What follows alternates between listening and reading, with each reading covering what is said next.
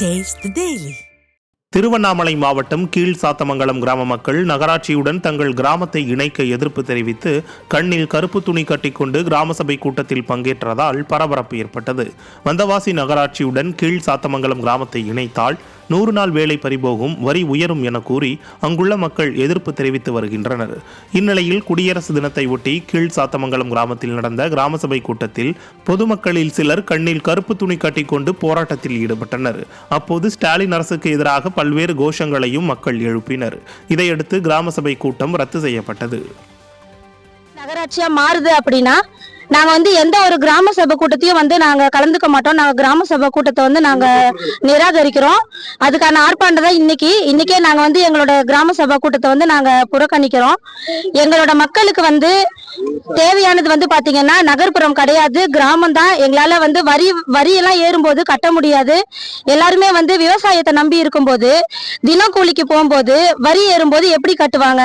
அதனால எங்களுக்கு நகராட்சி வேண்டாம், கிராமம் மட்டுமே வேணும் அப்படின்னு எங்களோட ஊர்ல இருக்க அனைத்து மக்கள் சார்பாகவும் இந்த இடத்துல நாங்க முன்வைக்கிறோம்.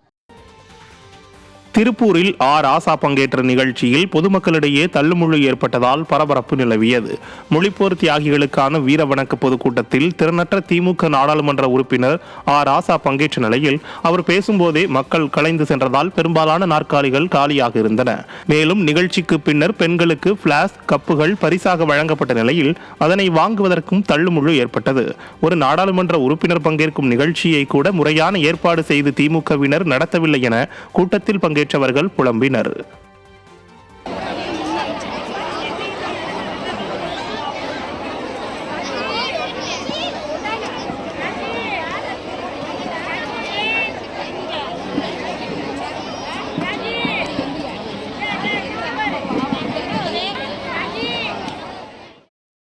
குடியரசு தினத்தையொட்டி காவல்துறையில் சிறந்த சேவைக்கான குடியரசுத் தலைவர் விருது தமிழகத்தைச் சேர்ந்த 21 காவலர்களுக்கு அறிவிக்கப்பட்டிருக்கிறது. குடியரசு தினத்தை முன்னிட்டு ஒவ்வொரு ஆண்டும் காவல்துறை மற்றும் தீயணைப்பு துறையில் சிறப்பாக செயல்பட்ட அதிகாரிகளுக்கு குடியரசுத் தலைவர் விருது வழங்கப்பட்டு வருகிறது. அந்த வகையில் 2025 குடியரசு தினத்தையொட்டி காவல்துறையில் சிறப்பாக செயல்படும் வீரதீர செயல்களுக்கான விருது, மெச்சத்தக்க சேவைக்கான விருது மற்றும் மிக சிறப்பாக செயல்படும் காவலர்களுக்கான விருதுகள் அறிவிக்கப்பட்டுள்ளன. அதன்படி நாடு முழுவதும் பல்வேறு மாநிலங்களைச் சேர்ந்த காவலர்களுக்கு 746 விருதுகள் மற்றும் பதக்கங்கள் அறிவிக்கப்பட்டுள்ளன. தமிழகத்தை பொறுத்தவரை காவல் ஆய்வாளர் துரைக்குமார் மற்றும் ராதிகா ஆகிய இருவருக்கும் காவல்துறையில் மிக சிறப்பாக செயல்படும் காவலர்களுக்கான குடியரசுத் தலைவர் விருது அறிவிக்கப்பட்டுள்ளது. மேலும் காவல் கண்காணிப்பாளர்கள் ஜெயலட்சுமி, ஸ்டாலின், கூடுதல் காவல் கண்காணிப்பாளர்கள் தினகரன், பிரபாகரன் உட்பட 21 பேருக்கு குடியரசுத் தலைவர் விருது அறிவிக்கப்பட்டுள்ளது. சென்னையில் நடைபெற்ற குடியரசு நாள் நிகழ்ச்சியில் கலந்து கொள்ள வந்த பொதுமக்களுக்கு போதிய ஏற்பாடுகள் செய்யாததால் கடும் அவதிக்குள்ளாகினர். முப்படைகளின் அணிவகுப்பு மரியாதை, இந்திய நாட்டின் பாரம்பரிய நடனங்கள், கலாச்சார நிகழ்ச்சிகளை பார்வையிட வந்தவர்களுக்கு போதிய ஏற்பாடு செய்யாமல் சாலையோரத்தில் நிற்க வைக்கப்பட்டனர். சுமார் 1 மணி நேரத்திற்கும் மேலாக நடைபெற்ற குடியரசு தின நிகழ்ச்சியில் சுட்டெரிக்கும் வெயிலில் நின்றபடியே காண வேண்டிய நிலைக்கு தள்ளப்பட்டனர். நீண்ட நேரம் நிற்க முடியாத சிலர் வெளியேற முயன்ற போது காவல்துறையினர் அனுமதிக்காததால் கூச்சல் குழப்பம் ஏற்பட்டது.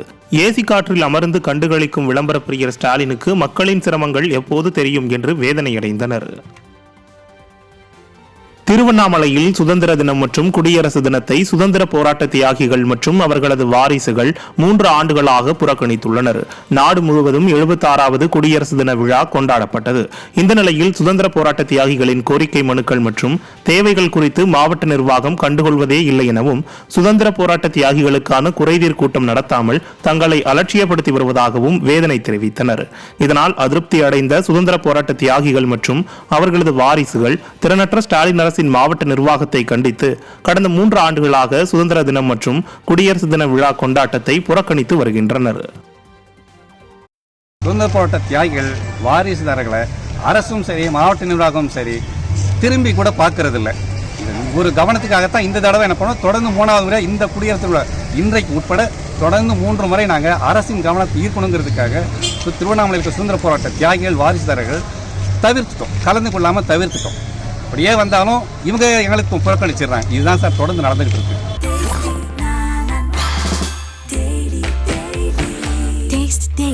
Taste the Daily.